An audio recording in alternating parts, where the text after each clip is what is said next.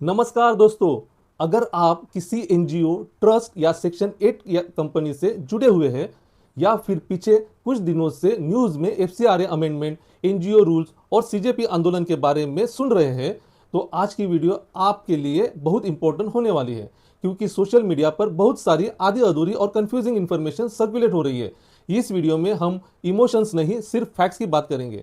आज हम 3 important questions का जवाब देंगे। एफसीआरए रूल्स 2026 में एग्जैक्टली क्या बदला है, अगर आप एनजीओ चलाते हैं तो इसका रियल इंपैक्ट क्या होगा, और सीजेपी आंदोलन के पीछे जो पॉलिटिकल कनेक्शन और फॉरेन फंडिंग की बातें चल रही है उनमें कितनी सच्चाई है। तो वीडियो को एंड तक जरूर देखिए, क्योंकि लास्ट में मैं एनजीओ के लिए कुछ प्रैक्टिकल कंप्लायंस सजेशन भी शेयर करूंगा।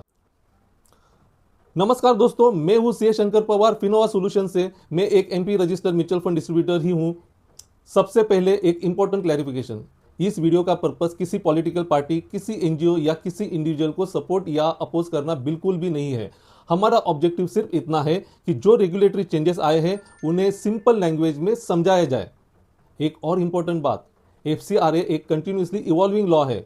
जो एफसीआरए अमेंडमेंट बिल 2026 है वो अभी पार्लियामेंट में पेंडिंग है, इसीलिए फाइनल प्रोविजंस फ्यूचर में चेंज भी हो सकते हैं। और जहां भी हम पॉलिटिकल इवेंट्स या सीजीपी मूवमेंट की बात करेंगे वहां सिर्फ वेरीफाइड पब्लिक रिपोर्ट्स का रेफरेंस लेंगे। जितनी भी कंटेस्टेड बातें होंगी उन्हें हम क्लियरली एलिगेशन बोलेंगे, फैक्ट नहीं।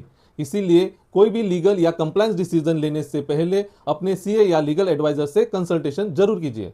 अब चलिए सबसे पहले समझते हैं कि एफसीआरए 2026 में एग्जैक्टली बदला क्या है। सबसे पहले एक बहुत इंपॉर्टेंट कंफ्यूजन क्लियर कर देते हैं। बहुत लोग रूल्स और बिल को सेम समझ रहे हैं, लेकिन दोनों अलग चीजें हैं। पहली बात, 23 जून 2026 को मिनिस्ट्री ऑफ होम अफेयर्स ने एफसीआरए रूल्स में कुछ अमेंडमेंट नोटिफाई किए। ये रूल्स ऑलरेडी इफेक्टिव है। लेकिन दूसरी तरफ एफसीआरए अमेंडमेंट बिल 2026 जो 25 मार्च 2026 को लोकसभा में इंट्रोड्यूस हुआ था, अभी भी पार्लियामेंट में पेंडिंग है। मतलब अभी वो लॉ नहीं बना है। अब देखते हैं प्रपोज और नोटिफाई चेंजेस क्या है। पहला चेंज, अब एनजीओ को फॉरेन कंट्रीब्यूशन रिसीव करते वक्त उस फंड का एग्जैक्ट पर्पस और किस ज्योग्राफिकल एरिया में उसका यूज होगा, यह पहले से क्लियरली स्पेसिफाई करना होगा। दूसरा चेंज, यूटिलाइजेशन और डिस्क्लोजर रिक्वायरमेंट्स और स्ट्रिक्ट हो गई है। मतलब पैसा एग्जैक्टली कहां यूज होगा, कितना यूज होगा और किस एक्टिविटी के लिए यूज होगा, इसकी डॉक्यूमेंटेशन पहले से ज्यादा डिटेल होगी। तीसरा प्रपोजल, पेंडिंग बिल के अकॉर्डिंग अगर किसी एनजीओ का एफसीआरए लाइसेंस सस्पेंड, कैंसल या लैप्स हो जाता है तो एक डेजिग्नेटेड अथॉरिटी उस एनजीओ के एसेट्स मैनेज करेगी। ध्यान रहे, यह अब सिर्फ बिल का प्रपोजल है, लॉ नहीं बना है। चौथा प्रपोजल, बिल में एक और प्रपोजल दिया गया है, एडमिनिस्ट्रेटिव एक्सपेंस पर 15% कैप और क्वार्टरली डोनर रिपोर्टिंग। लेकिन फिर से याद रखिए, ये प्रोविजन तभी एप्लीकेबल होंगे जब बिल पार्लियामेंट से पास होकर ऑफिशियली नोटिफाई होगा। तब तक करंट एफसीआरए एक्ट 2010 और उसके 2020 अमेंडमेंट के प्रोविजंस ही एप्लीकेबल रहेंगे। इसीलिए अभी पैनिक करने की जरूरत नहीं है, लेकिन प्रिपरेशन शुरू कर देना डेफिनेटली एक स्मार्ट डिसीजन होगा। अब सबसे इंपॉर्टेंट सवाल, ये चेंजेस ग्राउंड लेवल पर एनजीओ के लिए क्या मतलब रखते हैं। अगर आप एक एनजीओ, ट्रस्ट या सेक्शन 8 कंपनी चलाते हैं तो ये सेक्शन आपके लिए सबसे इंपॉर्टेंट है। सबसे पहली बात, एक एसेट रिस्क। अभी तक ज्यादातर लोग सिर्फ लाइसेंस कैंसिल होने की टेंशन लेते थे, लेकिन पेंडिंग अमेंडमेंट बिल के प्रपोजल के हिसाब से अगर किसी एनजीओ का एफसीआरए लाइसेंस कैंसिल, सस्पेंड या लैप्स हो जाता है तो सिर्फ ऑपरेशन ही अफेक्ट नहीं होंगे, बल्कि उसके एसेट्स भी एक डेजिग्नेटेड अथॉरिटी के मैनेजमेंट में जा सकते हैं। यह प्रपोजल कंप्लायंस की इंपॉर्टेंस को काफी बढ़ा देता है। दो, ट्रस्टी की रिस्पॉन्सिबिलिटी, दूसरा important impact. Trustees, office bearer और की फंक्शनरीज की पर्सनल रिस्पॉन्सिबिलिटी और अकाउंटेबिलिटी बढ़ सकती है। इसीलिए गवर्नेंस सिर्फ पेपर वर्क का सब्जेक्ट नहीं रहेगा, बोर्ड लेवल रिस्पॉन्सिबिलिटी भी और स्ट्रांग होगी। 3, रिन्यूअल प्रोसेस और स्ट्रिक्ट हो सकता है। अगर आप एफसीआरए रिन्यूअल की प्लानिंग कर रहे हैं तो एक चीज बिल्कुल इग्नोर मत कीजिए, दर्पण आईडी। अब दर्पण आईडी का रोल और भी इंपॉर्टेंट हो गया है। ग्रांट्स, एफसीआरए लाइसेंसिंग और एटीजी रिलेटेड प्रोसेसेस में भी इसकी इंपॉर्टेंस बढ़ गई है। इसीलिए अगर दर्पण प्रोफाइल अपडेट नहीं है तो उसे जल्दी कंप्लीट करना एक स्मार्ट कंप्लायंस स्टेप होगा। 4, स्मॉल एनजीओज पर सबसे ज्यादा इंपैक्ट, सबसे ज्यादा चैलेंज किन ऑर्गेनाइजेशन को आ सकता है। वो एनजीओ जो फॉरेन डोनर्स पर हेवीली डिपेंडेंट है, specially grass roots NGO, faith based organization और स्मॉल चैरिटेबल इंस्टीट्यूशन। इनके लिए कंप्लायंस डॉक्यूमेंटेशन, रिपोर्टिंग और एडमिनिस्ट्रेटिव वर्कलोड पहले से काफ़ी बढ़ सकता है। अब इस इशू पर ओपिनियंस भी दो अलग डायरेक्शन में है। एक तरफ इंटरनेशनल ऑर्गेनाइजेशन जैसे एमनेस्टी इंटरनेशनल और इंटरनेशनल कमीशन ऑफ जूरिस्ट का मानना है कि प्रपोज चेंजेस सिविल सोसाइटी की फ्रीडम ऑफ एसोसिएशन को इम्पैक्ट कर सकते हैं। दूसरी तरफ गवर्नमेंट का स्टैंड है कि ये रिफॉर्म्स ट्रांसपेरेंसी, अकाउंटेबिलिटी और नेशनल सिक्योरिटी को स्ट्रेंथन करने के लिए जरूरी है। दोनों तरफ के आर्ग्यूमेंट्स पब्लिक डोमेन में अवेलेबल है और हमारा ऑब्जेक्टिव किसी एक साइड को सपोर्ट या अपोज करना नहीं, सिर्फ वेरीफाई फैक्ट्स को सिंपल लैंग्वेज में समझाना है। अब आते हैं उस टॉपिक पर जिसने सोशल मीडिया पर सबसे ज्यादा कंफ्यूजन क्रिएट किया है, सीजेपी आंदोलन।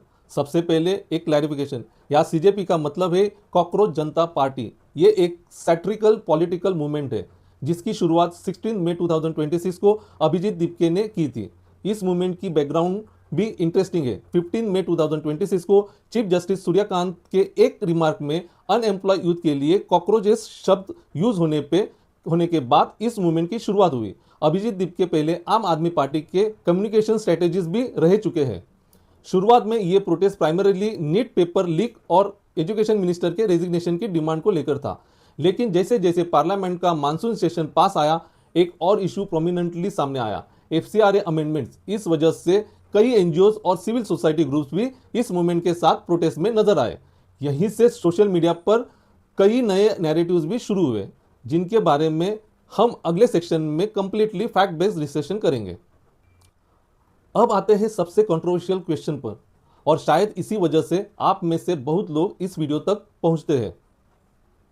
सोशल मीडिया पर एक सवाल बार बार पूछा जा रहा है, क्या सीजेपी आंदोलन के पीछे कोई पॉलिटिकल या फॉरेन करेक्शन है? चलिए इसको बिना इमोशन के सिर्फ फैक्ट्स के बेसिस पर समझते हैं। सबसे पहले एक बात याद रखिए, इस इशू पर पब्लिक डोमेन में दो अलग नैरेटिव्स मौजूद हैं और दोनों को अलग अलग समझना बहुत जरूरी है। पहला नैरेटिव, कुछ प्रो गवर्नमेंट मीडिया आउटलेट्स जैसे ऑर्गेनाइजर्स, उन्होंने एलिगेशन लगाया है कि इस प्रोटेस्ट के पीछे फोर्ड फाउंडेशन और सोरोस लिंक फंडिंग हो सकती है। लेकिन यहाँ एक इंपॉर्टेंट पॉइंट है, अभी तक इस एलिगेशन को सपोर्ट करने वाला कोई independently verify public evidence available नहीं है, इसीलिए इसे फैक्ट नहीं, सिर्फ एलिगेशन ही माना जाएगा। दूसरा नैरेटिव, दूसरी तरफ इंटरनेशनल मीडिया आउटलेट जैसे द न्यूयॉर्क टाइम्स इस मूवमेंट को एक एंटी एस्टैब्लिशमेंट पब्लिक मोबिलाइजेशन के रूप में रिपोर्ट करते हैं। उनकी रिपोर्टिंग में फॉरेन फंडिंग एंगल को हाईलाइट नहीं किया गया, यानी अलग अलग मीडिया ऑर्गेनाइजेशन ने इसी इवेंट को अलग पर्सपेक्टिव से प्रेजेंट किया है। सीजेपी की ऑफिशियल पोजीशन, एक और important fact, cockroach Janata party election commission of India के रिकॉर्ड्स के हिसाब से रजिस्टर्ड पॉलिटिकल पार्टी नहीं है, उसका स्टेटस नॉट रजिस्टर है और पब्लिक डोमेन में इस मूवमेंट का कोई वेरीफाइड फॉरेन डोनर डिस्क्लोजर भी अवेलेबल नहीं है। तो इस पूरे इशू से हमें क्या सीखना है? मेरी एक सिंपल रिक्वेस्ट रहेगी, अगर आपको सोशल मीडिया पर कोई सेंसेशनल हेडलाइन दिखे जैसे फॉरेन फंडिंग एक्सपोज या पॉलिटिकल नेक्सस कंफर्म, तो उससे तुरंत फैक्ट मत मान लीजिए। सबसे पहले सोर्स चेक कीजिए, क्या इंफॉर्मेशन किसी न्यूट्रल फैक्ट बेस्ड रिपोर्ट से आ रही है या किसी पर्टिकुलर आइडियोलॉजिकल प्लेटफॉर्म से। दोनों तरफ के क्लेम्स को वेरीफाई करना जरूरी है और जब तक इंडिपेंडेंट एविडेंस अवेलेबल ना हो तब तक किसी भी एलिगेशन को फैक्ट की तरह ट्रीट करना सही अप्रोच नहीं होगा। इसी वजह से इस वीडियो में भी मैं हर कंटेस्टेड क्लेम को एलिगेशन के रूप में ही प्रेजेंट किया है। अब बात करते हैं प्रैक्टिकल एक्शंस पॉइंट्स की। अगर आप एनजीओ, ट्रस्ट या सेक्शन 8 कंपनी ऑपरेट करते हैं तो मेरी कुछ सिंपल सजेशंस है। सजेशन नंबर 1, सबसे पहले अपना दर्पण आईडी वेरीफाई और अपडेट कीजिए और फॉरेन कंट्रीब्यूशन के पर्पस और ज्योग्राफिकल यूटिलाइजेशन की डॉक्यूमेंटेशन को पहले से ही प्रॉपर्ली मेंटेन कीजिए। सजेशन नंबर 2, हर डोनर यूटिलाइजेशन सर्टिफिकेट और FC4 रिटर्न टाइम पर फाइल कीजिए। कभी कभी छोटी सी कंप्लायंस डिले भी रिन्यूअल प्रोसेस में अननेसेसरी कॉम्प्लिकेशंस क्रिएट कर सकती है।